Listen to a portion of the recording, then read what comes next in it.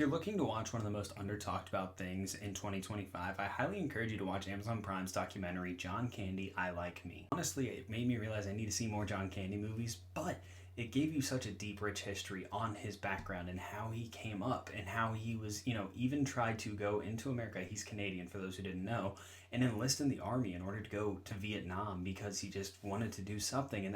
he got denied because of a knee injury he got playing football in high school. He also lost his dad at a very young age, and a lot speculate that that's why he picked up the comedy and why he was so funny, because he felt he needed to lift up his family and people around him. But one of the best things in the entire documentary is the fact that there was one point in his career, I want to say it was mid to late 80s, if I'm remembering the documentary correctly, where he was trying to lose weight. He was trying to stop smoking, drinking, eating as much. He was trying to diet, exercise, and then his agent and kind of Hollywood in itself came back and said, no, no, no, we want you as the big guy who we can make fun of and punch lines at. And it kind of made him resentful a little bit. And apparently, doing the movie Stripes really hurt him a lot emotionally because of the lines that were written specifically to make fun of him. He didn't even want to do the mud pit scene,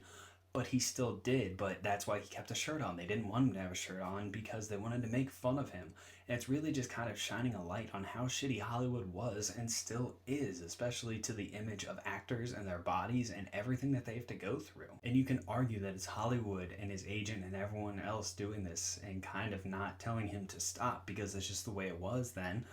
that led to his untimely death. The only person who really seemed to support him through all of this was his childhood friends and his wife, which,